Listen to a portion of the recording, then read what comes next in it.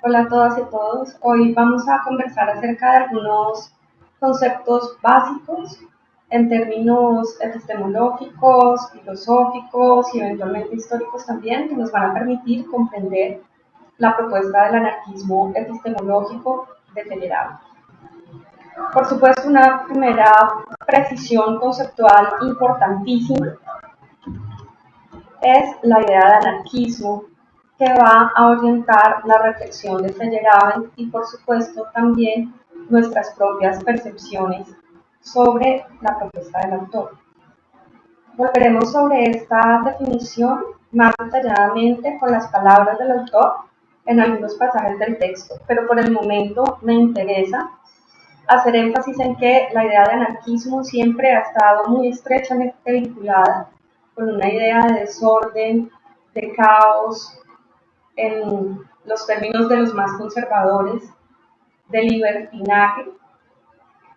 Y sin embargo, la verdad es que para los efectos de esta clase entenderemos el anarquismo desde su dimensión estrictamente filosófica y política, como una postura justamente filosófica y política que reivindica la libertad de los seres humanos como un valor que está por encima de cualquier forma de opresión o restricción de las posibilidades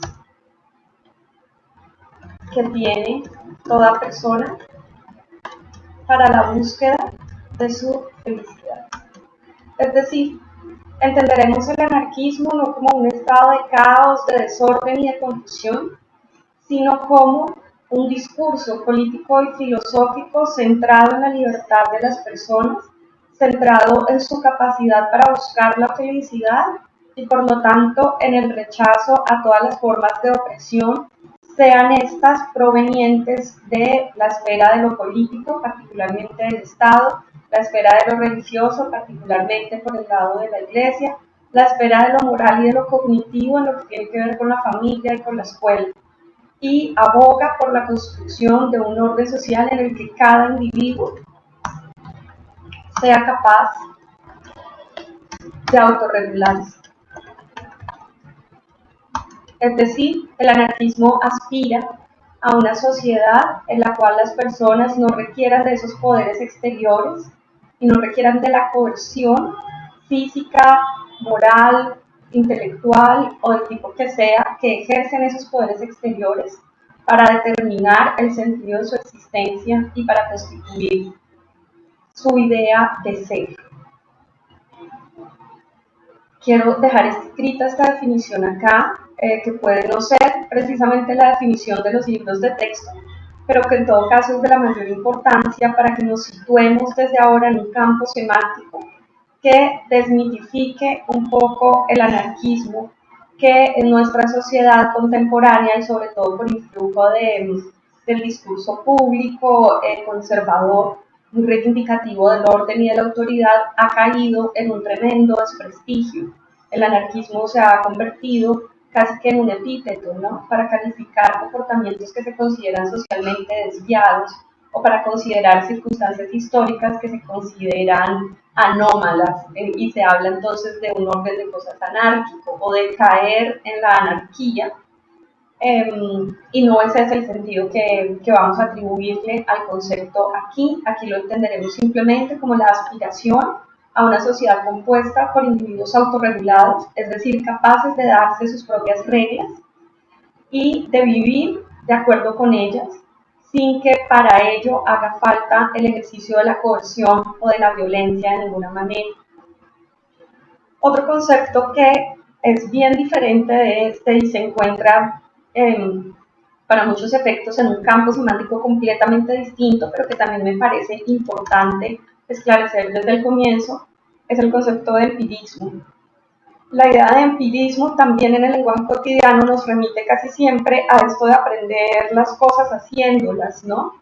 Y de esos aprendizajes que no se adquieren por mediaciones pedagógicas o didácticas en contextos institucionalizados, sino que las personas adquieren por sí mismas en la práctica de un determinado oficio o profesión. Pues bien, ese no es el sentido que le vamos a atribuir al empirismo en este contexto en el que nos encontramos. Aquí, por empirismo, vamos a entender nada más y nada menos que una doctrina epistemológica que tiene como presupuesto central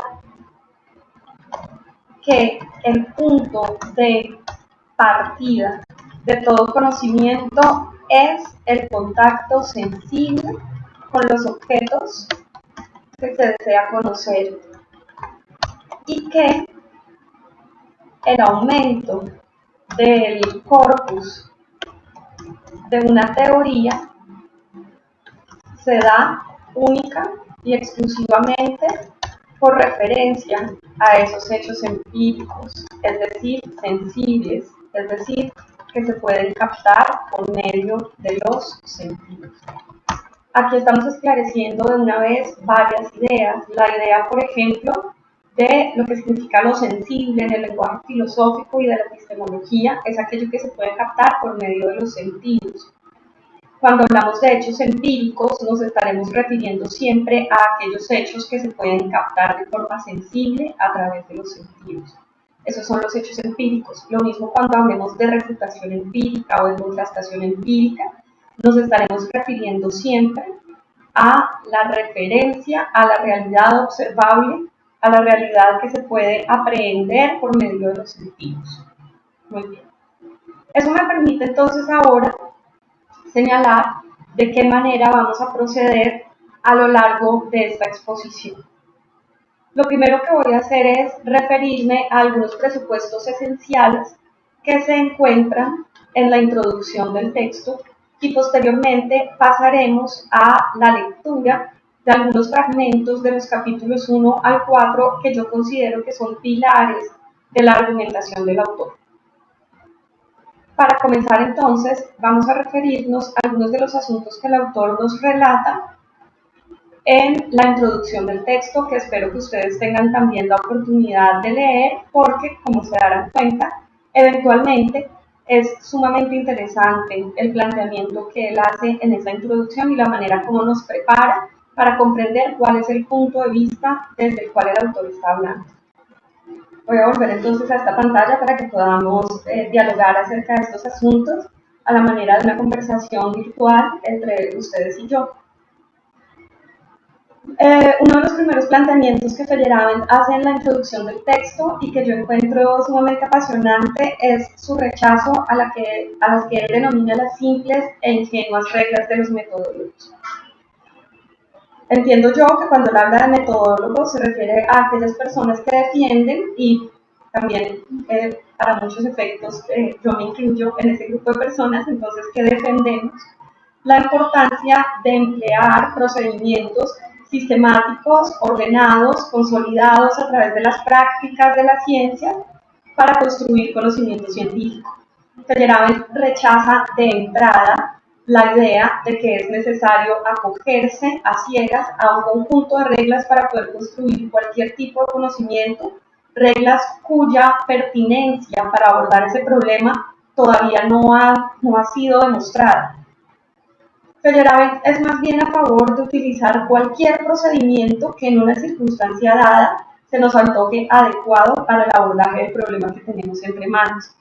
Y en ese sentido, Feyerabend utiliza una palabra muy interesante, es una selección muy interesante de términos cuando nos dice que es absolutamente necesario para construir conocimientos nuevos, relevantes, emocionantes, ser oportunistas.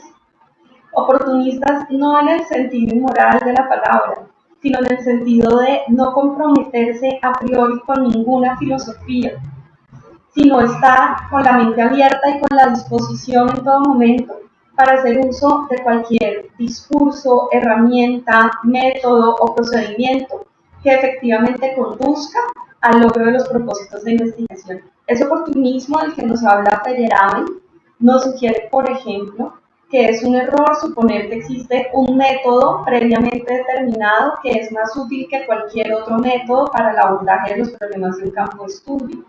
Si siguiéramos a Feyerabend, entonces tendríamos que desprendernos de las preferencias a priori que se tienen, por ejemplo, en la ciencia política por el método comparativo, puesto que no tendría sentido declarar la multifuncionalidad de un método que ya viene preestablecido para abordar cualquier problema que la ciencia política se quiera plantear.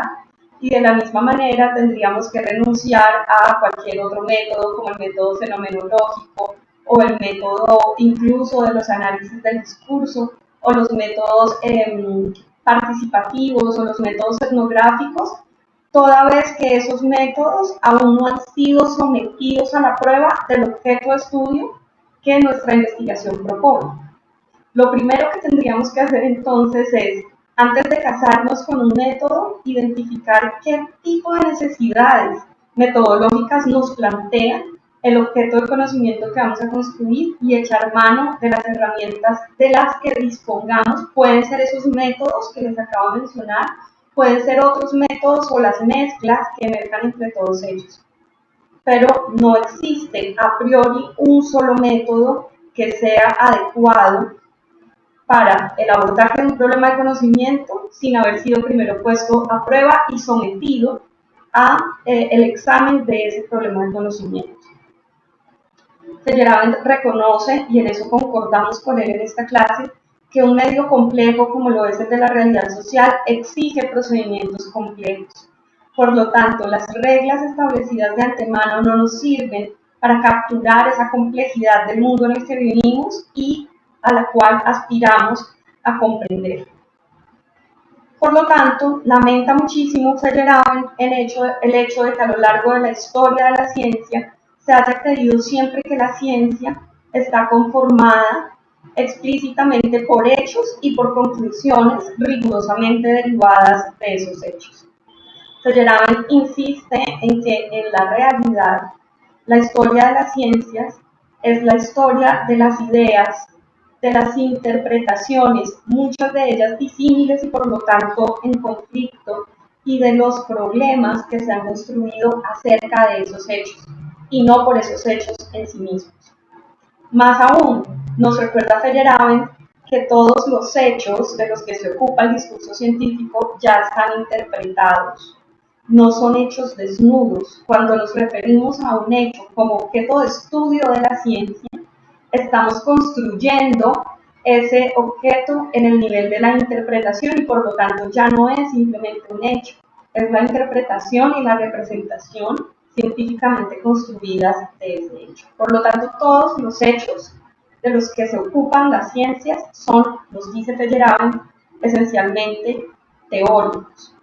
Y toda la historia de las ciencias y todas las ideas científicas son mucho más caóticas, mucho más complejas, mucho más llenas de errores y mucho más divertidas de lo que nuestros profesores y nuestras profesoras de ciencias en la escuela nos quisieron hacer creer.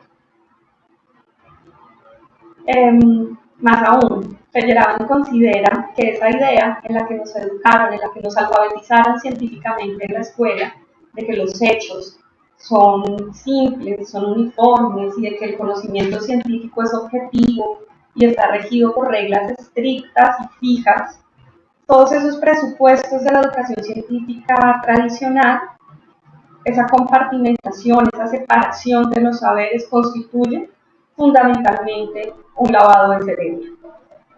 Los saberes no pueden estar separados y no pueden estar compartimentados, como tampoco pueden separarse entre sí las creencias, el sentido del humor, nuestra religión, nuestras ideas metafísicas de nuestra propia práctica científica, porque todas ellas constituyen el ser humano que somos y ese es el ser humano que practica la ciencia. Por lo tanto, son indisociables entre sí.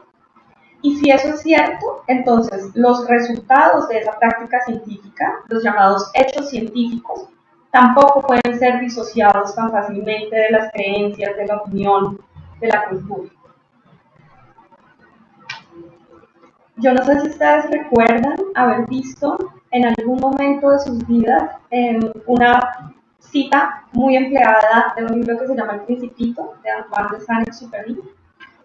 En ese libro, y toda la gente lo cita porque es una idea muy bonita y muy romántica, un zorro está enseñándole una serie de cosas al Principito y le explica que lo que sucede es que lo esencial es invisible a los ojos.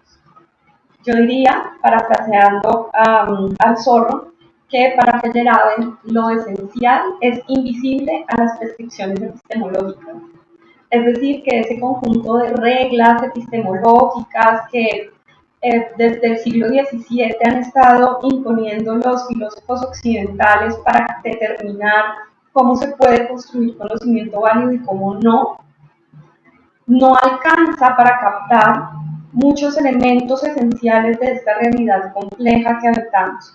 Y por lo tanto las prescripciones rígidas de la epistemología occidental, creo que esta es una de las tesis centrales del texto, no nos permiten comprender, aprender, acceder a esa complejidad del mundo. Otra de las denuncias importantes que hace Feyerabend en este texto es la denuncia contra lo que en esta clase hemos llamado el cientificismo. Recordemos entonces que el cientificismo, como nos lo define Wallerstein, no voy a citarlo exactamente porque no lo recuerdo, pero voy a parafrasear lo mejor que pueda. El cientificismo es la concepción más bien que la concepción, la creencia en que la ciencia es desinteresada y extrasocial. Cuando estamos diciendo desinteresada en este contexto, estamos utilizando la palabra interés en el sentido habermasiano, ¿no? En el sentido en que todo conocimiento científico está movido por unos intereses, sea el interés de predicción y control que orienta la ciencia científico-analítica, sea el interés de comprensión que orienta a las ciencias histórico-hermenéuticas, o sea, el interés de liberación que orienta a las ciencias crítico-sociales. El cientificismo niega esa postura y niega eso que Habermas intenta enseñarnos acerca de la presencia de intereses en toda práctica científica y considera que la ciencia es desinteresada y extrasocial y que sus planteamientos, o sea, los de la ciencia, digamos que se sostienen a sí mismos sin referencia a elementos históricos o filosóficos, es decir, que la ciencia es un campo de conocimiento completamente independiente que existe por sí mismo, que no necesita justificación en valores éticos, que no tiene responsabilidad alguna con sus efectos sociales o materiales en el mundo. En suma, que el cientificismo es esa ideología de una ciencia completamente pura y por encima de la sociedad. Esa idea, por supuesto, es errada y es heredera de las concepciones positivistas del conocimiento. Feyerabend también cuestiona, y quiero que tengan en cuenta esto para cuando pongamos a dialogar a Habermas con Feyerabend, también cuestiona esta idea de que el conocimiento científico es desinteresado. Se va en contra de ese cientificismo con una crítica muy dura e incluso dice que esas posturas cientificistas son completamente contrarias a cualquier aspiración al humanismo, a un proyecto humanista de ciencia, de educación y de sociedad. Feyerabend considera, y ustedes verán esto en el texto si no lo han visto ya, que ese cientificismo mutila cualquier parte de la personalidad de un ser humano que sobresalga por fuera del patrón creado por esa racionalidad científica. Y al hacerlo, mutila también la individualidad de las personas y violenta esa individualidad.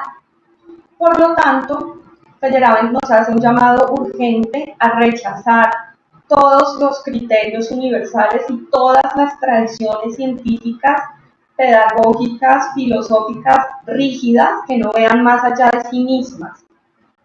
Él cree firmemente que esa rigidez de las tradiciones y de las leyes que esas tradiciones han creado sobre la razón y sobre la práctica científica tienen un efecto embrutecedor. Por lo tanto, lo que el anarquismo científico de Feyerabend nos propone no es, y él va a exponer esto un poco más adelante, un estado de caos y de confusión. Lo que el anarquismo científico de Feyerabend nos propone es más bien una disminución del interés por la ley y el orden en la práctica científica.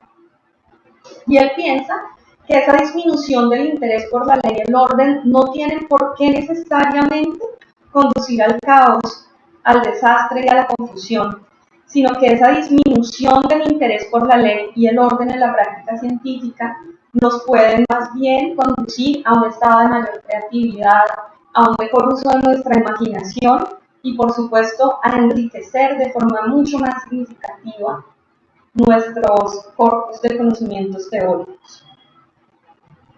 El capítulo 1 de Feyerabend parte con una afirmación que es sumamente interesante, que precisamente se refiere a esas reglas rígidas de la racionalidad científica y a su efecto enriquecedor.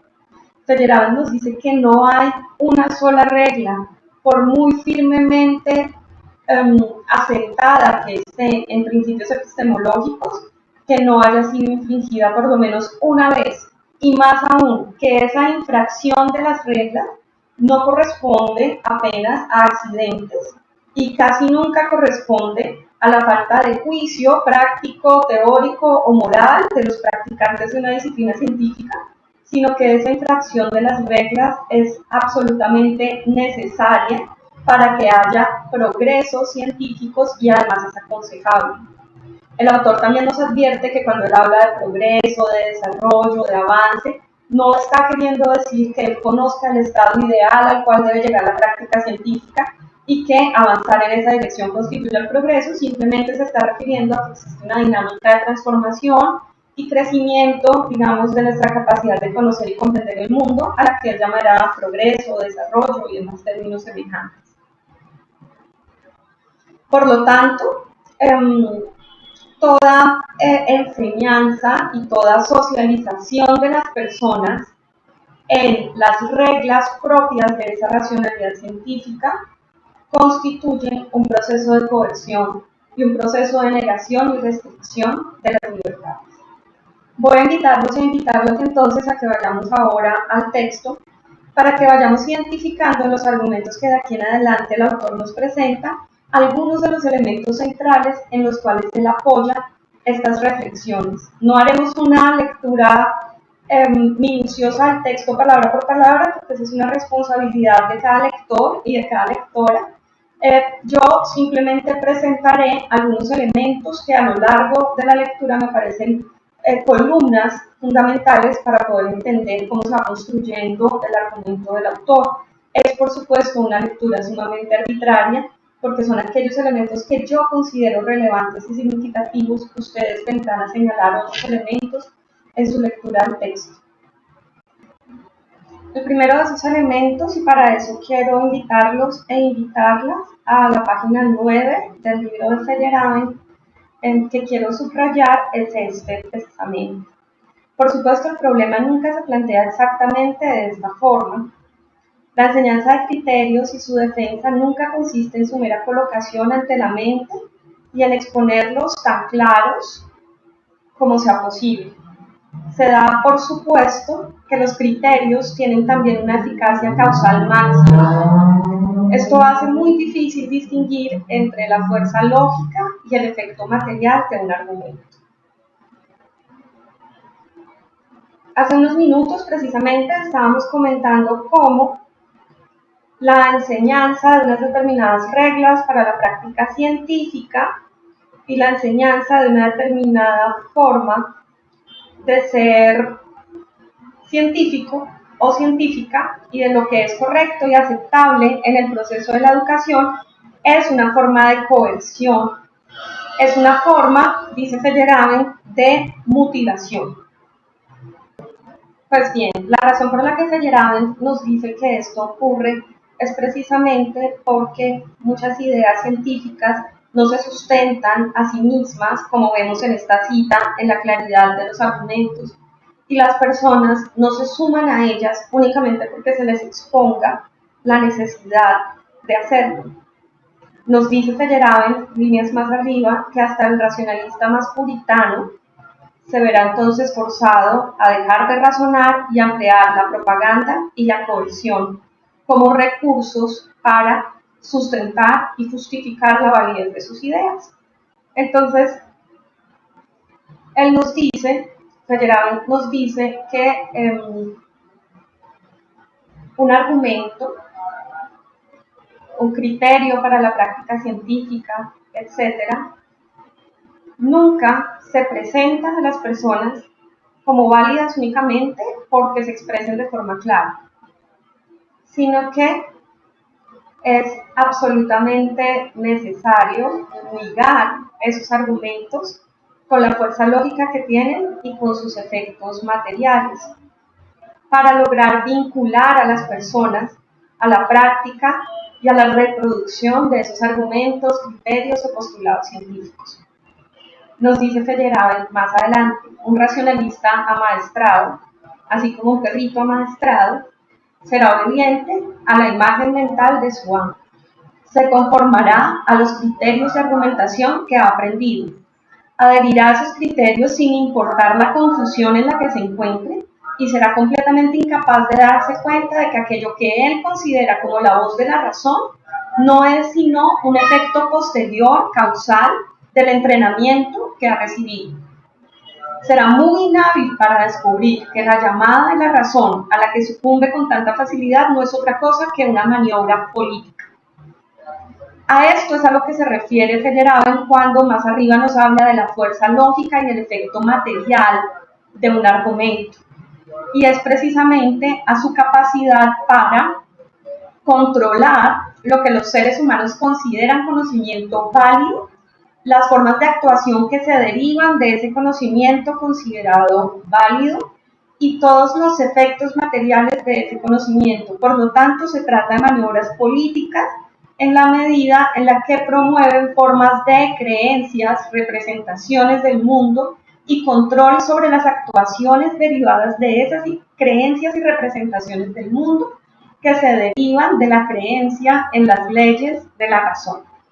Espero que a esta altura ya estén viendo por qué nos encontramos precisamente frente a un discurso anarquista. Feyerabend hace una crítica a Popper en este texto y aquí me parece importante para el ejercicio que vamos a hacer más adelante, que requerirá de ustedes hacer uso de los argumentos planteados por los autores previamente discutidos en clase, hacer énfasis en esta crítica a Popper. Feyerabend nos dice que a menudo se da por supuesto que una comprensión clara y distinta de las ideas nuevas precede a su formulación y a su expresión institucional. Popper dice, una investigación comienza con un problema. Primero tenemos una idea o un problema y después actuamos. Es lo que esa visión oficial y generalizada de las cosas nos sugiere frecuentemente. Pues bien, veamos cuál es el problema con esta afirmación. Para Feyerabend no conviene participar de esa creencia. La creencia en que primero nos formulamos un problema, después pensamos acerca de ese problema y construimos conocimiento claro, ordenado, preciso acerca de ese problema. Ese conocimiento pasa por una serie de procedimientos que nos permiten determinar si es válido o no y luego se formaliza, se institucionaliza y se ofrece a la sociedad. Pues bien, Feyerabend nos dice, los seres humanos no procedemos así, desde que somos niños. Primero, jugamos con las palabras antes de poder acceder al significado o a la comprensión de esas palabras y de lo que ellos denotan. Y nos dice Feyerabend, no hay ninguna razón por la que un adulto no proceda de la misma forma.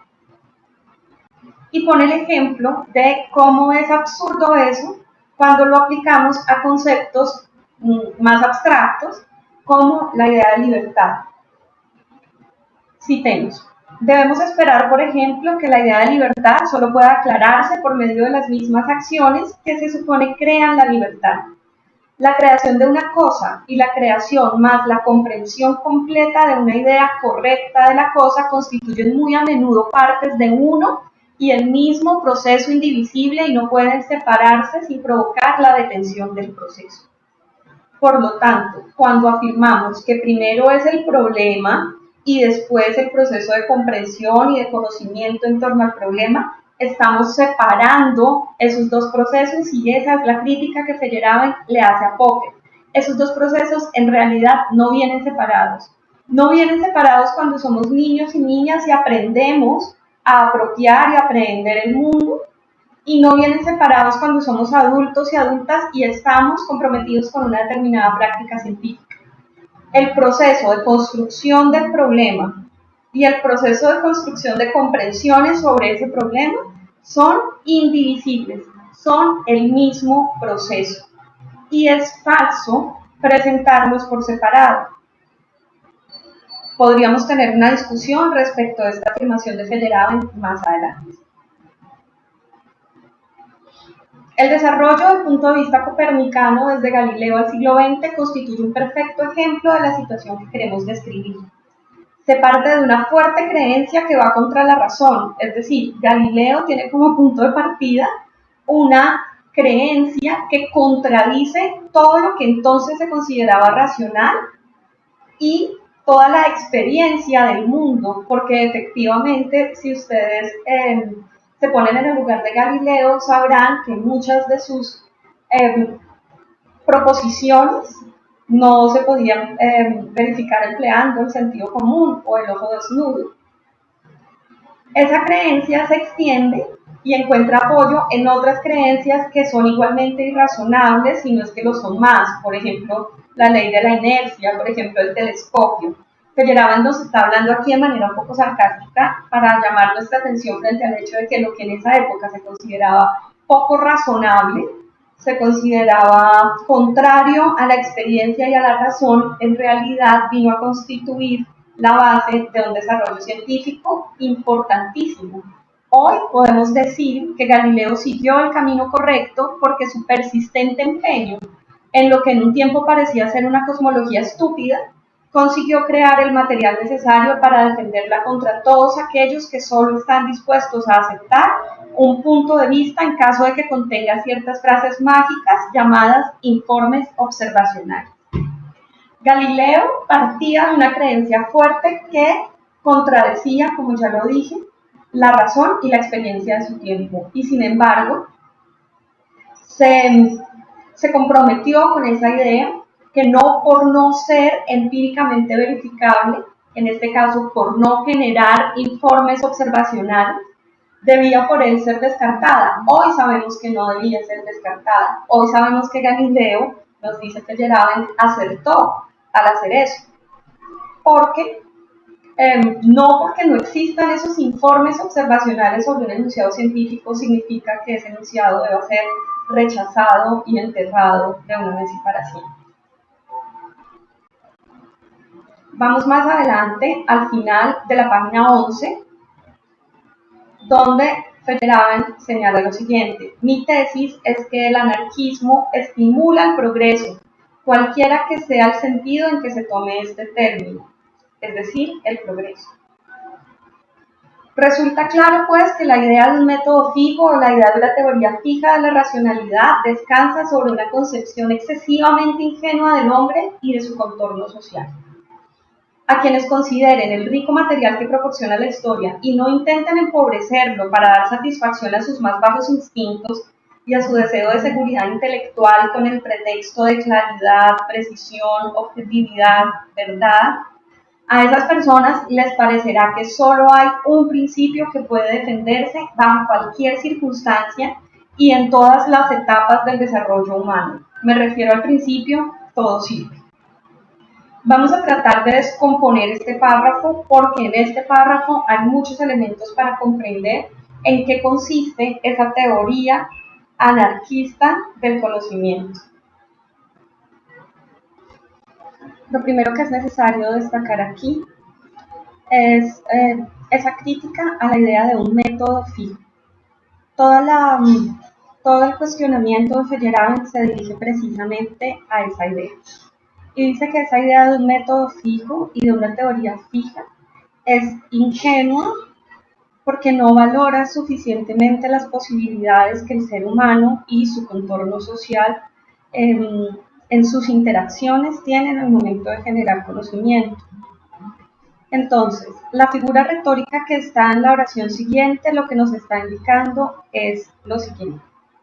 Debe existir un grupo de personas y debemos participar de ese grupo de personas que consideren toda la gran riqueza y variedad que hay en la historia de los seres humanos y de la sociedad, que renuncien a empobrecer esa gran tradición histórica solo porque se da primacía a la seguridad intelectual, al pretexto de la claridad, de la precisión, de la objetividad o de la verdad. Es decir, no se vale en el nombre de ninguno de esos valores pretender reducir o hacer cualquier cosa que empobrezca la tradición intelectual. Dice Feyerabend en la siguiente figura retórica, en la siguiente oración, que existe un principio que puede defenderse bajo cualquier circunstancia y en todas las etapas del desarrollo humano, y ese principio es todo sirve. Ok, ante este principio ha habido numerosísimas críticas y esta afirmación que hace Feyerabend aquí ha sido utilizada muchas veces para desestimar la rigurosidad, por ejemplo, del pensamiento posmoderno y de las ciencias posmodernas. Cuando Feyerabend está diciendo aquí que todo sirve, creo yo, está siendo absolutamente consecuente con el contenido y con la naturaleza de la afirmación. Está diciendo realmente que la verdad debe ser buscada en cualquier parte y no solo en los principios de los métodos científicos y de la racionalidad y en sus teorías fijas, que la verdad puede ser buscada, como vamos a ver más adelante, en múltiples tipos de discurso y no solo en los discursos científicos. Vamos entonces al capítulo 2. Aquí, Feyerabend va a empezar a explicarnos un concepto que es muy interesante, que es el concepto de contrainducción.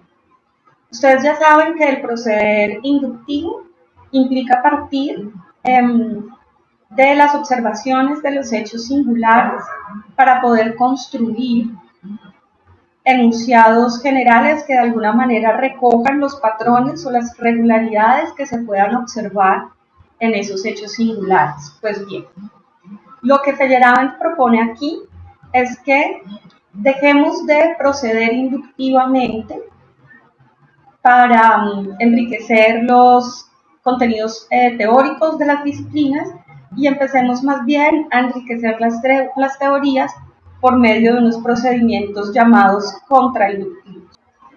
Leamos lo que plantea el autor en este punto. Considérese la regla que afirma que la experiencia o los hechos o los resultados experimentales es lo que mide el éxito de nuestras teorías, que el acuerdo entre una teoría y los datos favorece la teoría o que al menos no altera la situación, mientras que el desacuerdo la perjudica y tal vez incluso nos obliga a eliminarla. Esta regla constituye un elemento importante de todas las teorías de la confirmación y de la corroboración. Es la esencia del empirismo. Voy a detenerme allí para que tratemos de comprender exactamente cuál es esa regla de la confirmación y la corroboración que Feyerabend cuestiona en las líneas siguientes. La regla consiste en que una teoría tiene éxito toda vez que los hechos o los resultados experimentales o la experiencia la confirman. O, dicho con otra manera, que la coincidencia entre una teoría y los datos empíricos es favorable a la teoría, o por lo menos no le hace daño. Mientras que un desacuerdo entre los datos empíricos y lo que dice la teoría es un perjuicio para la teoría y por lo tanto hay que eliminarlo. Nos dice Feyerabend que este es el principio básico del empirismo. Al comienzo de esta clase dejamos claro qué entenderíamos por empirismo en este contexto, así que no debo volver sobre eso. Sin embargo, hay una regla que Feyerabend opone a esa regla predominante y consiste en lo siguiente: consiste en introducir y elaborar hipótesis que sean inconsistentes con esas teorías bien establecidas o con hechos bien establecidos.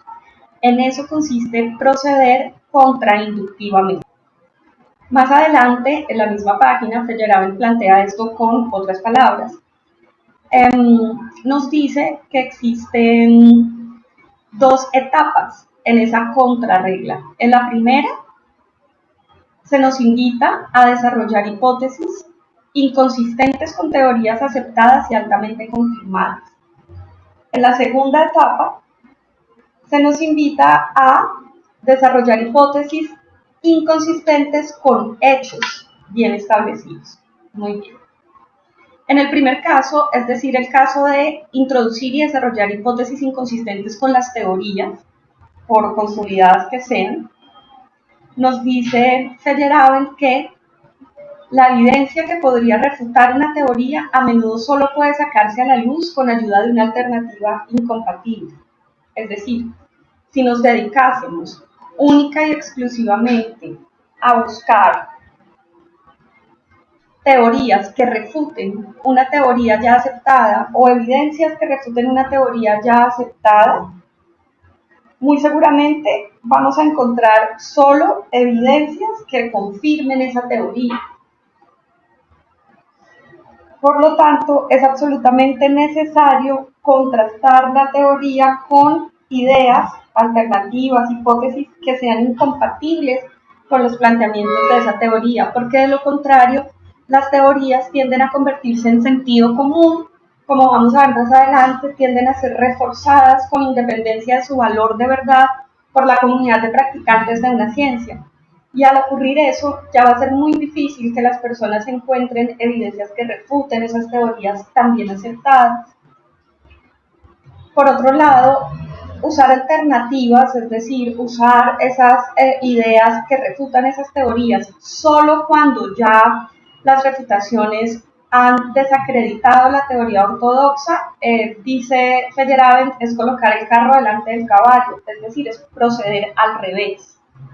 La idea no es refutar las teorías cuando ya hay evidencias que las refuten y refutarlas argumentativamente, sino procurar esas evidencias introduciendo, digamos, artificialmente argumentos contrarios a las teorías para ver si efectivamente los resisten. Una condición fundamental para poder proceder de este modo contrainductivo, nos dice Feyerabend, es adoptar una metodología pluralista.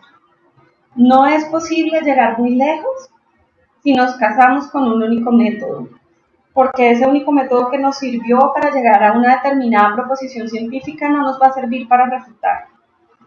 La otra condición importante, según este autor, es comparar las ideas que resultan de nuestra práctica científica con otras ideas y no con la experiencia. Y la tercera condición es tratar de mejorar en lugar de descartar los puntos de vista que han sucumbido, es decir, que han perdido esta competencia. ¿Qué quiere decir con eso? Primero, respecto de la idea de comparar ideas con otras ideas en lugar de con la experiencia, la propuesta de Feyerabend es bastante interesante e innovadora. Y la razón por la que eso es así es la siguiente. Cuando Feyerabend nos invita a comparar ideas con ideas, en lugar de comparar ideas con evidencia empírica, está simplemente confirmando aquello que había planteado anteriormente. Imaginémonos que comparamos o que contrastamos una teoría con la experiencia. Esto es, como ya hemos dicho antes, con los datos sensibles. Si contrastamos esa teoría con la experiencia que nos dan los datos sensibles, muy probablemente terminaremos confirmando de la teoría existente, porque vamos a leer la realidad a la luz de lo que la teoría plantea. Por otro lado, si en lugar de eso procedemos contrainductivamente Y ojo que Feyerabend no nos está diciendo aquí que procedamos deductivamente, que es lo que habitualmente tendemos a creer que es lo opuesto a la inducción. Aquí Feyerabend nos está diciendo, vamos a proceder contrainductivamente, vamos a contrastar una teoría con otras teorías. ¿Qué es lo que eso nos permite? Nos permite introducir hipótesis alternativas, inicialmente o en principio, incompatibles con los postulados de la teoría aceptada. Al introducir esas hipótesis incompatibles, eso nos obliga, y esta es mi interpretación, nos obliga a hacer una especie de ejercicio mental para someter la teoría aceptada a la prueba de esas hipótesis alternativas. Y al hacer eso, lo que hacemos es fortalecer o demostrar la fragilidad, cualquiera de las dos cosas puede ocurrir, de esa teoría, apelando a su naturaleza justamente teórica. Creo yo que esa es una de las contribuciones importantísimas que tiene esa propuesta contrainductiva de Feyerabend.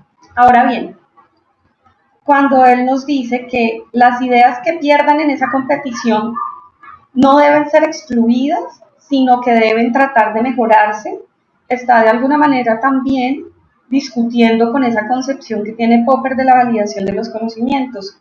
Recuerden ustedes que Popper plantea que si una determinada teoría no resiste la crítica lógica ni la demostración empírica, entonces esa teoría debe ser descartada y debe continuarse en la búsqueda. Feyerabend dice, no hay que proceder de manera tan ligera, hay que intentar mejorar esos argumentos. Fíjense ustedes en esta afirmación tan interesante. Concebido de esta forma, el conocimiento no consiste en una serie de teorías autoconsistentes que tienden a converger en una perspectiva ideal. No consiste en un acercamiento gradual hacia la verdad. Por el contrario, el conocimiento es un océano, siempre en aumento, de alternativas incompatibles entre sí y tal vez inconmensurables. Voy a abstenerme de comentar esa cita para no echarla a perder. Ahora, ¿recuerdan el principio de todo vale? Pues bien, aquí pienso yo hay un desarrollo de ese principio.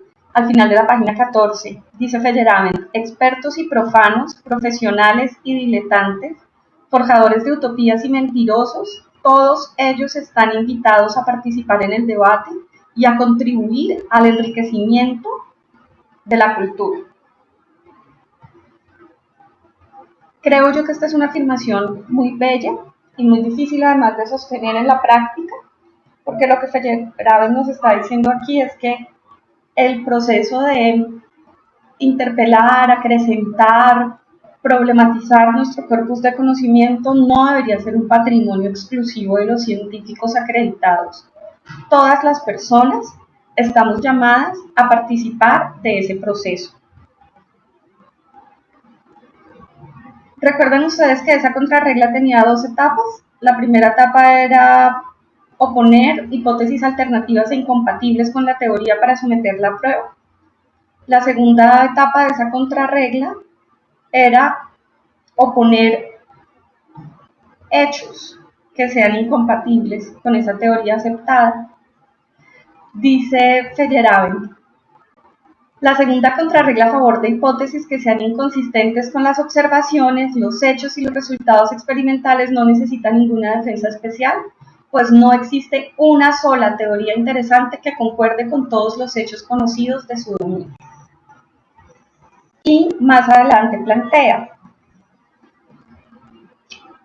así por ejemplo nuestro hábito de decir la mesa es marrón cuando la contemplamos en circunstancias normales con los sentidos en buen estado y decir la mesa parece marrón cuando las condiciones de iluminación son pobres o cuando nos sentimos inseguros de nuestra capacidad de observación expresa la creencia de que existen circunstancias ordinarias en las que nuestros sentidos son capaces de ver el mundo tal y como realmente es y de que existen otras circunstancias no menos ordinarias en las que los sentidos se equivocan. Dicho hábito expresa la creencia de que algunas de nuestras impresiones sensoriales son verídicas, mientras que otras no lo son. Esto es muy interesante por la conclusión a la que va a llegar Feyerabend a partir de este ejemplo. Recordemos entonces que con el ejemplo Feyerabend está queriendo decir que para ustedes y para mí es de sentido común reconocer que hay unas circunstancias normales en la vida en las cuales nuestras observaciones son confiables, en tanto que fuentes de representaciones fieles de la realidad. Y hay otras circunstancias que también pueden ser normales en la vida, en las cuales desconfiamos de esa capacidad de nuestra observación para representarse fielmente la realidad. Nos dice Feyerabend, todas estas afirmaciones son supuestos abstractos y muy dudosos, que modelan nuestra contemplación del mundo y no son susceptibles de crítica directa.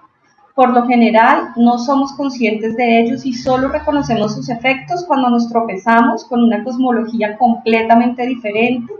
Los prejuicios se descubren por contraste, no por análisis.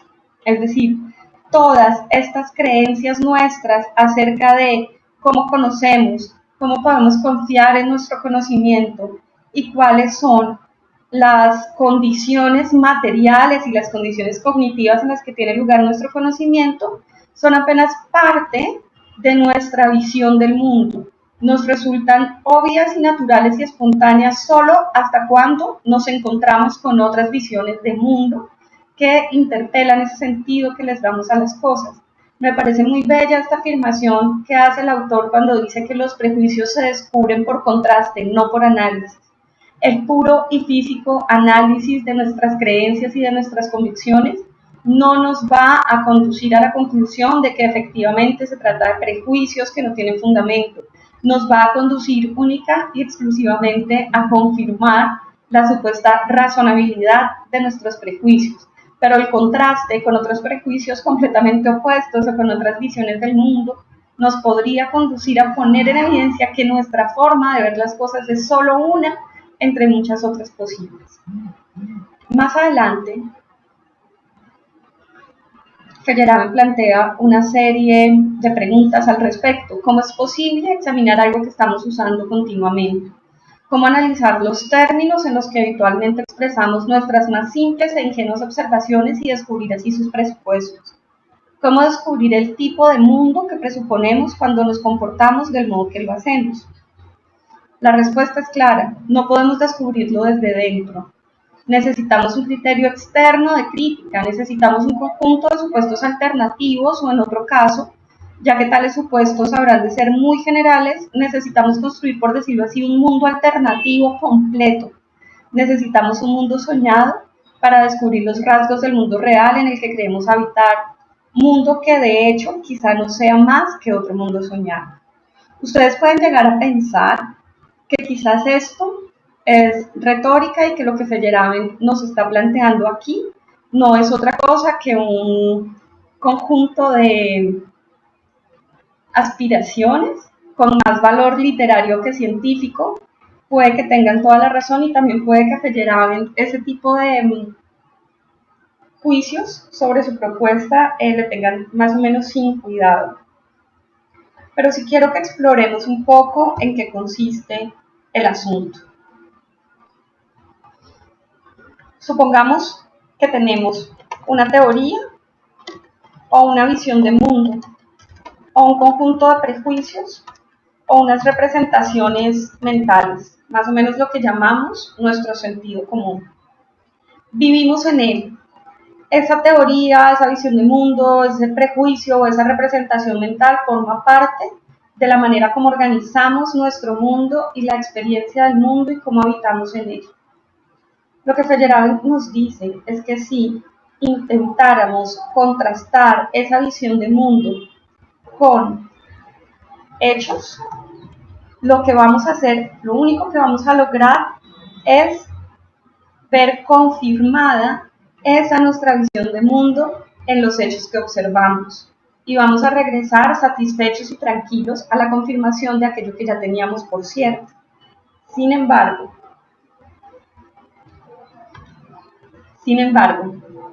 esa flecha no vale.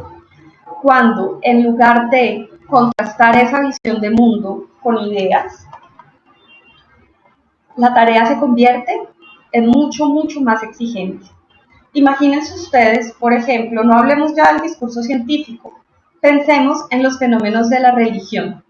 Imaginemos por un momento que esa teoría o esa visión del mundo, esas representaciones o ese conjunto de prejuicios tiene que ver con las creencias religiosas. Imagínense que una persona con arraigadas creencias religiosas intenta confrontarlas con los hechos. Lo único que va a encontrar en esa confrontación con los hechos van a ser confirmaciones indiscutibles de que su visión de mundo es verdadera, porque precisamente al tratar de, y esto es lo que plantea Feyerabend, no tenemos que compartirlo 100%, pero eso es lo que él nos propone, al tratar deductivamente de demostrar las teorías, vamos a terminar sucumbiendo a ellas. Mientras que si en lugar de contrastar esas creencias religiosas con los hechos, las contrastáramos con ideas, la tarea se convertiría en una tarea mucho más difícil, mucho más exigente. No estoy con esto queriendo decir que quien proceda de esa manera va a abandonar sus creencias religiosas y se va a convertir en un materialista o en un empirista o en un racionalista que niegue a Dios. No, pero sí estoy diciendo que ese ejercicio de contrastar las creencias con otras creencias o con otras ideas somete el pensamiento a una prueba mucho más dura que la de la contrastación con los hechos, que casi siempre termina convirtiéndose en confirmación o en corroboración, como nos dice Feyerabend. Esto es cierto para las teorías científicas, pero también es cierto para las visiones de mundo, para los prejuicios y para nuestras representaciones mentales o nuestro sentido común.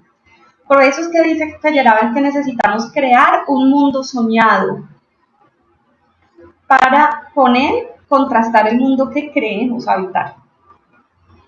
Por eso dice Feyerabend también que la contrainducción siempre es razonable y siempre proporciona por lo menos una oportunidad de éxito. Ahora bien, cualquiera podría decir, dice el autor, que esto que él nos está diciendo sobre la contrainducción es más bien lo mismo que se hace cuando se imponen reglas para el procedimiento científico, solo que le está imponiendo un conjunto de reglas diferentes. A eso responde Feyerabend: mi intención no es sustituir un conjunto de reglas generales por otro. Por el contrario, mi intención es convencer al lector de que todas las metodologías, incluidas las más obvias, tienen sus límites y por lo tanto no hay ninguna metodología que sea infalible en sí misma. Muy bien. Vamos a ver en el capítulo 3, y ya estamos próximas a terminar, una crítica súper interesante que Feyerabend plantea a dos principios o condiciones que son muy ampliamente aceptadas por las comunidades científicas: la condición de la consistencia y la condición de la autonomía relativa de los hechos. Vamos a ver en qué consiste esa condición de consistencia. Nos dice que esa condición es un requisito que afirma que las nuevas hipótesis deben ser consistentes con las teorías ya existentes. A eso se le llama condición de consistencia. Cita algunos ejemplos de cómo procede esa condición de consistencia, que ustedes habrán de leer muy detenidamente, y en la página 19 continúa. Esta condición elimina una teoría o una hipótesis física, no porque esté en desacuerdo con los hechos, la elimina porque está en desacuerdo con otra teoría, con una teoría además cuyas instancias confirmadoras comparten.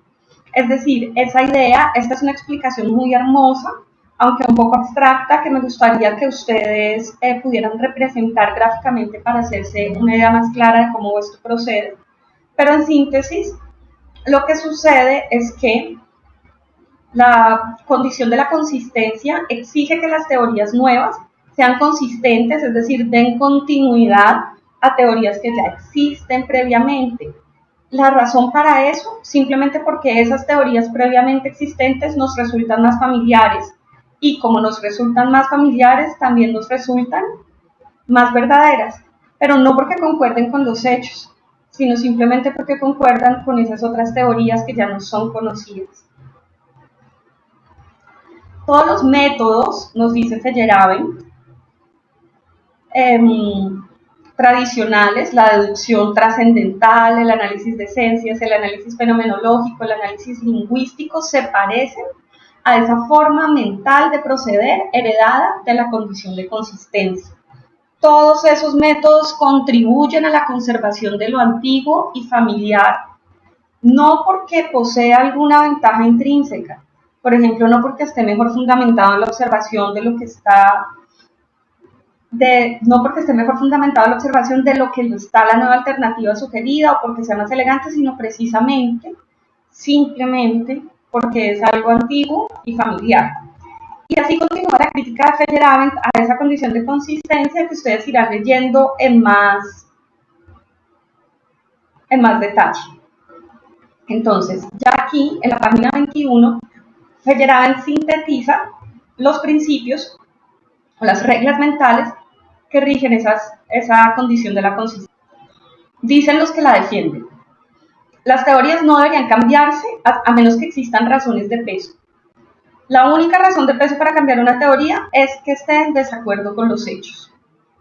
La discusión sobre hechos incompatibles conduce, por lo tanto, al progreso. La discusión sobre hipótesis incompatibles no conduce al progreso.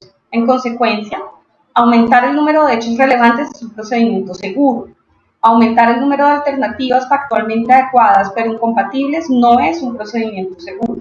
Nos dice Feyerabend, ese es el principio con el que opera esa noción de consistencia.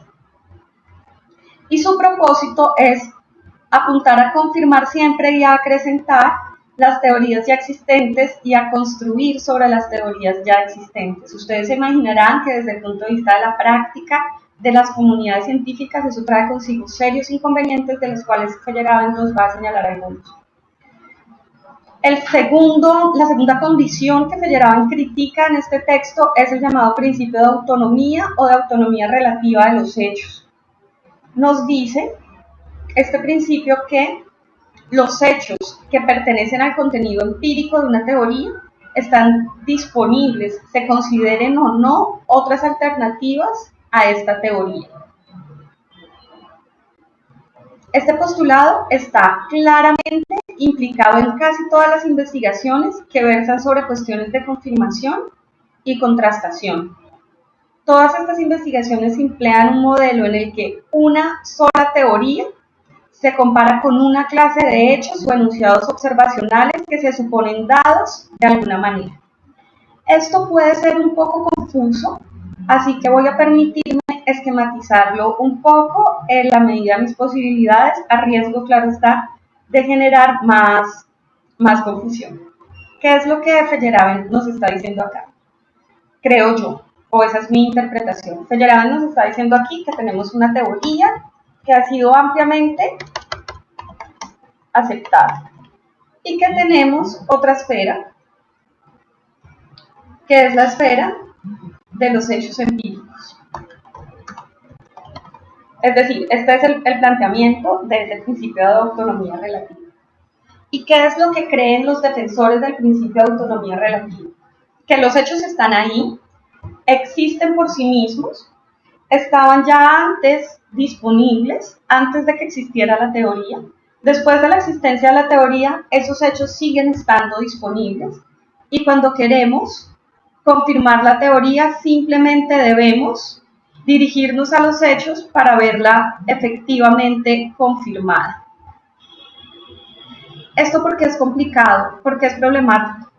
Es problemático porque, primero, entiende que los hechos empíricos son una cosa completamente independiente de las teorías y que las teorías a su vez son independientes de los hechos, que los hechos están al servicio de las teorías para eventualmente poderlas refutar o poderlas confirmar. Veamos cuál es el contraargumento de Feyerabend. Allí mismo a continuación, él nos dice, los hechos y las teorías están relacionados mucho más íntimamente de lo que reconoce el principio de autonomía. La descripción de todo hecho particular no solo es dependiente de alguna teoría, que desde luego puede ser muy diferente de la teoría que ha de contrastarse, sino además existen hechos que no pueden descubrirse si no es con la ayuda de alternativas a la teoría que ha de contrastarse. Miren ustedes, y espero que esto quede claro para ustedes. Lo que Feyerabend nos está planteando aquí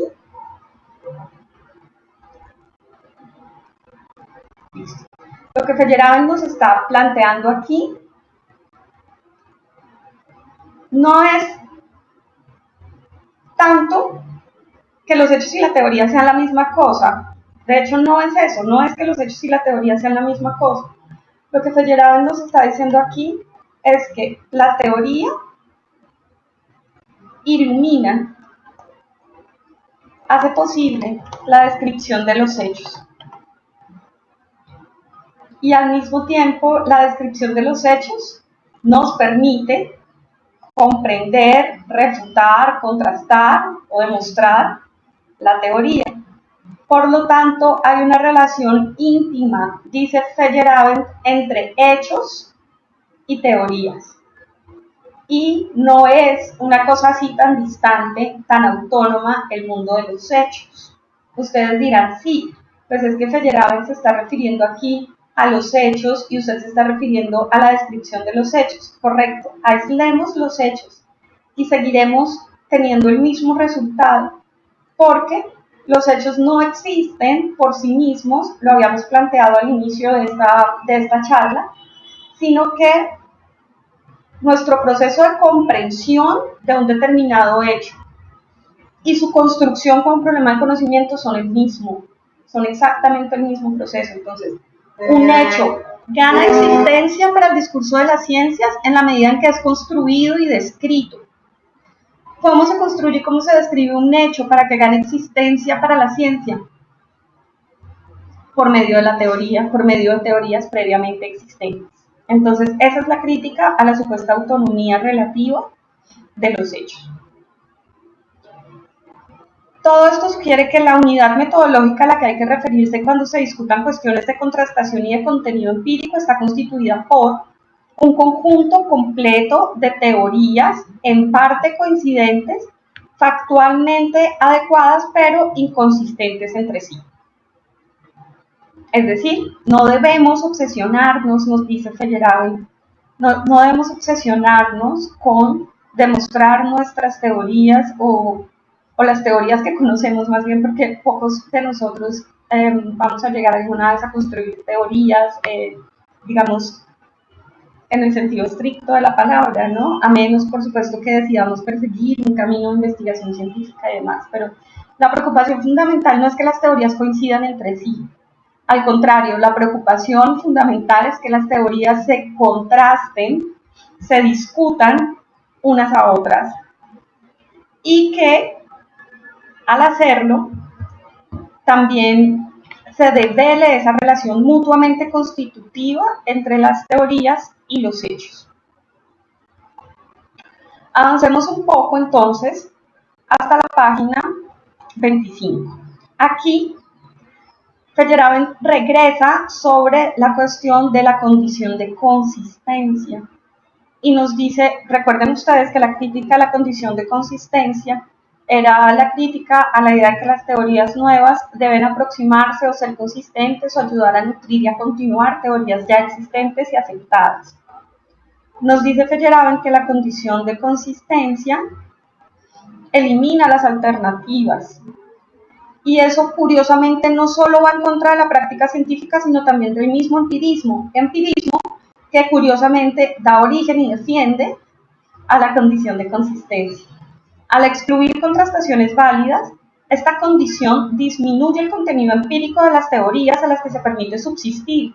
Y estas serán, por lo general, como he señalado antes, aquellas teorías que fueron propuestas en primer lugar, y en especial hace disminuir el número de hechos que podrían mostrar las limitaciones de las teorías. Es decir, dice Feyerabend, el empirismo se hace un favor muy pobre a sí mismo cuando promueve esta idea de la consistencia, porque entonces limita las propias posibilidades del empirismo para abarcar un mayor número de hechos, para abarcar un mayor número de demostraciones empíricas que nutran el acervo teórico.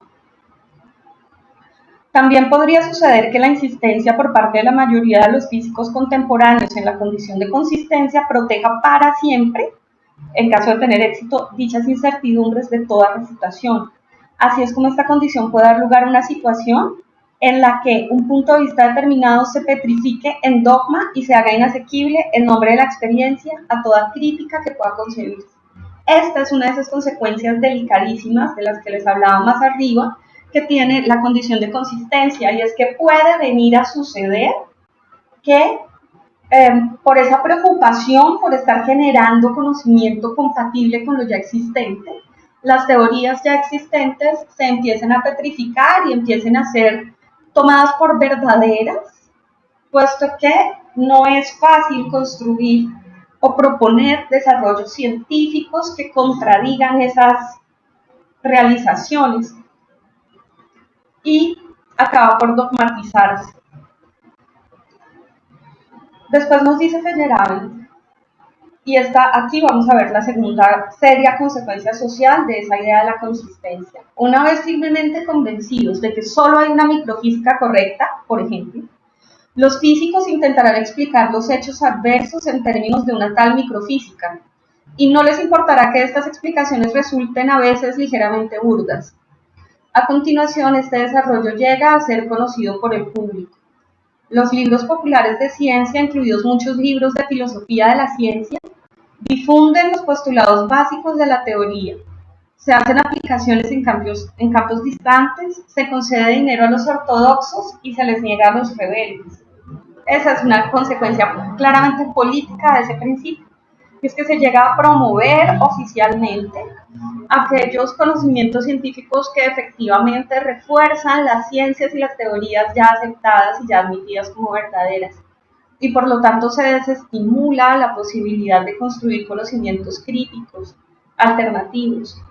Si los pares académicos encargados de revisar un determinado proyecto o una determinada publicación encuentran que lo que allí se plantea se apoya en posturas teóricas o en estrategias y herramientas metodológicas contrarias a las normalmente aceptadas, es muy probable que esa publicación no prospere o que ese proyecto no obtenga financiamiento. Al mismo tiempo, resulta evidente sobre la base de nuestras consideraciones que esta apariencia de éxito, es decir, el éxito que tienen aquellas teorías que se limitan a aumentar el corpus de conocimiento ya existente y ya aceptado, esta apariencia de éxito no puede considerarse en modo alguno como un signo de verdad y correspondencia con la naturaleza. No puede ser que porque la teoría sea aceptada y refuerce teorías ya aceptadas, se la tome por cierta a priori, antes de haber sido sometida a prueba. Surge la sospecha de que este pretendido éxito se debe al hecho de que la teoría, al extenderse más allá de su punto de partida, se ha convertido en ideología.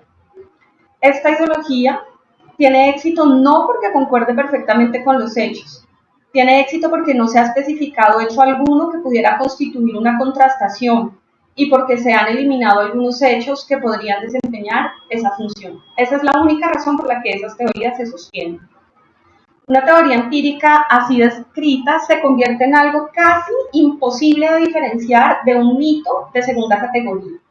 ¿Qué es un mito de segunda categoría? Por ejemplo, la brujería o la posesión diabólica, desarrollados por los teólogos católicos romanos. Esos mitos, durante mucho tiempo, proveyeron un complejo sistema explicativo que contiene incluso hipótesis auxiliares inventadas para cubrir casos particulares, es decir, aquellas situaciones que no parecían coincidir con el mito explicativo, dieron lugar a otras hipótesis complementarias para poderlas hacer coincidir y para alcanzar así un alto grado de confirmación sobre la base de la observación. ¿Qué más tienen en común esos mitos de segunda categoría con las teorías empíricas construidas de acuerdo con el principio de la consistencia? Han sido enseñados durante mucho tiempo. Su contenido se vio reforzado por el miedo, el prejuicio y la ignorancia, y en el caso de los mitos, por un clero celoso y cruel. Y en última instancia, este tipo de mitos proporciona modelos para la explicación de cualquier evento concebible, es decir, que queman la cabeza de quienes lo hubieran aceptado. Esta forma de proceder y los métodos, como la deducción, ya nos ha dicho Feyerabend, el análisis de usos, el análisis fenomenológico, fortalecen el mito porque constituyen prácticas científicas que refuerzan antiguas prácticas con las que fueron construidas las teorías ya aceptadas y que la condición de consistencia viene a acrecentar. Y tienen una tarea en común, y es conservar el status quo de la vida intelectual. No son, por lo tanto, otra cosa que el resultado de un conformismo absoluto. Vayamos entonces a la página 29 y nos dice Feyerabend: el mito carece de toda relevancia objetiva, continúa existiendo debido solo al esfuerzo de la comunidad de creyentes y de sus dirigentes, sean estos sacerdotes, en el caso de los mitos de segunda categoría, o ganadores del premio Nobel, en el caso de los mitos construidos por los discursos científicos consistentes. Este, creo, es el argumento más decisivo contra cualquier método, sea empírico o no, que fomente la uniformidad. Cualquier método de este tipo es, en último término, un método fraudulento. Refuerza un conformismo oscurantista mientras habla de la verdad. Conduce a un deterioro de las capacidades intelectuales, del poder de la imaginación mientras habla de conocimiento profundo. Destruye el don más precioso de la juventud, su enorme poder de imaginación, y habla de educación. En esta cita, bellísima por lo demás, Feyerabend nos establece una serie de oposiciones, ¿no? La oposición entre el oscurantismo y la verdad, entre el deterioro de las capacidades intelectuales y del poder de la imaginación y el supuesto conocimiento profundo, el don de la imaginación característico de la juventud, y lo opone a la educación.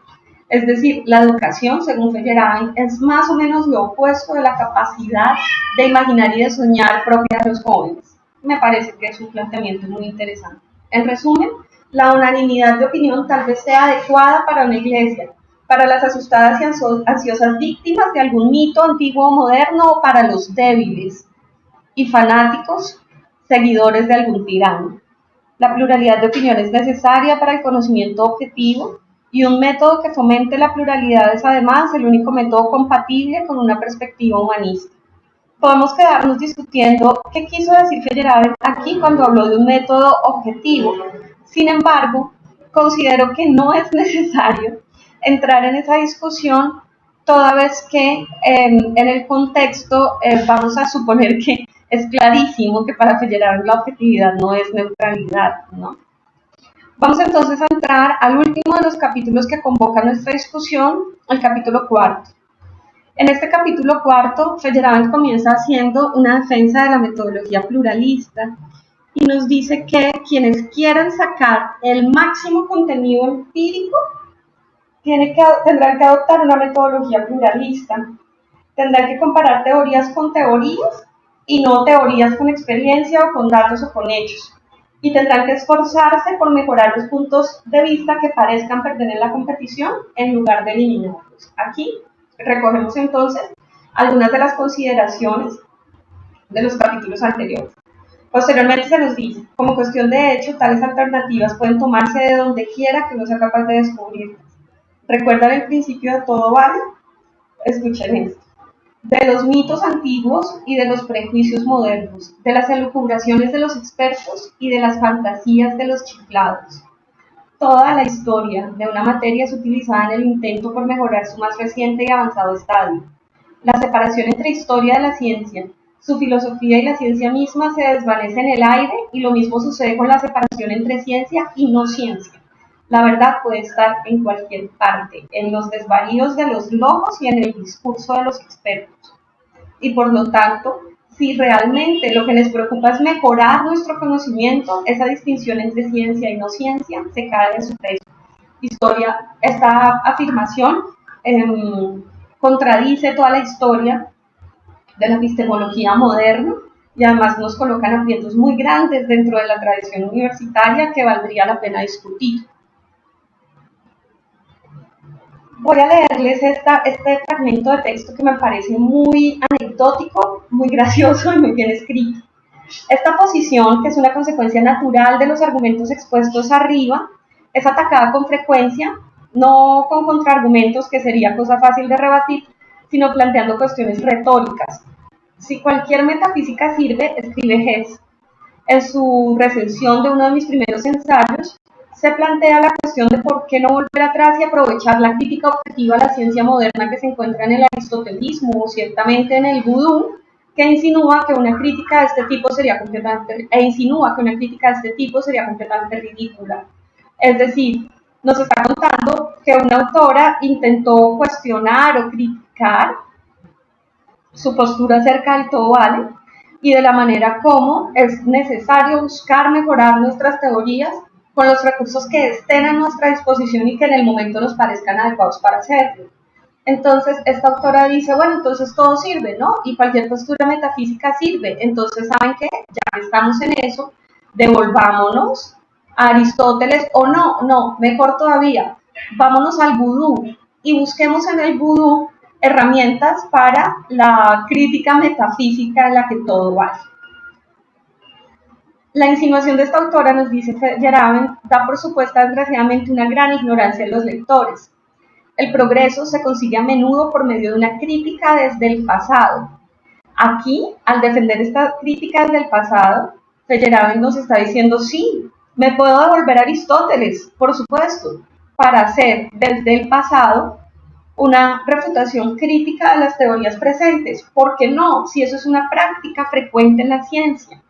Y lo ilustra con el siguiente ejemplo. Después de Aristóteles y Ptolomeo, la idea de que la Tierra se mueve, esa extraña, antigua y completamente ridícula concepción pitagórica, fue arrojada al montón de escombros de la historia para ser revivida solo por Copérnico y para convertirse en sus manos en un arma con la que vencer a los vencedores de esa concepción. Entonces sí, señora, se puede hacer una crítica desde el pasado, por supuesto. Y con respecto al vudú, pues nos dice Feyerabend, por otra parte, las doctrinas antiguas y los mitos primitivos parecen extraños y absurdos solo porque no se conoce su contenido científico o porque está distorsionado por filósofos o antropólogos no familiarizados con el conocimiento astronómico, médico o físico más elemental. El vudú, que es la herramienta de resistencia del doctor, pensé que era una autora, perdón, constituye uno de esos casos. Nadie conoce el vudú, pero todo el mundo lo utiliza como paradigma del atraso y de la confusión. Sin embargo, dice Feyerabend, el vudú posee una base material firme, aunque esta todavía no ha sido comprendida no suficiente. El estudio de sus manifestaciones podría emplearse para enriquecer y tal vez incluso para revisar nuestros conocimientos de fisiología. Así que nos dice Feyerabend, sí señor, el vudú también puede ser una herramienta de esa crítica, lo que sea que aporte a la complejización y al mejoramiento del conocimiento sirve. Nos da después un ejemplo del redescubrimiento de los saberes medicinales tradicionales chinos que habían caído en desuso debido al, a esa supremacía, ¿no?, epistemológica occidental que tanto hemos discutido acá. Feyerabend no la llama supremacía epistemológica occidental, se refiere a ella como chauvinismo científico. Chauvinismo, como ustedes recordarán, es aquella tendencia, aquella creencia, ¿no?, en que lo propio, lo que es nuestras creencias, nuestros valores, nuestras actitudes, nuestra comida, nuestros mensajes, etcétera, son cualitativamente superiores a cualquier otra cosa. Esto es cierto no solo para los pensamientos nacionalistas o regionalistas, sino también muchas veces las posturas machistas vienen acompañadas de posiciones chauvinistas acerca de las supuestas virtudes de la masculinidad que deben ser enseñadas a los niños, porque no son patrimonio de las niñas, y que afirman la belleza, la hombría y la virtud del sexo masculino. Esa es una forma de chauvinismo, es decir, de falsa creencia en la propia superioridad. Feyerabend dice que esa idea de que el pensamiento occidental, europeo, científico de cuño cartesiano es mejor que cualquier otro, es una forma de chauvinismo científico.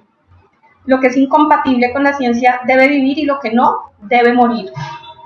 Ciencia no es solamente un método particular, sino también todos los resultados de ese método.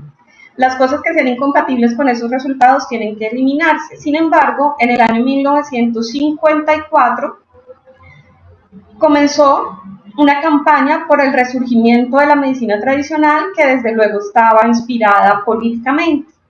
Y como resultado de esa campaña, hubo efectivamente un resurgimiento de los conocimientos médicos ancestrales en China.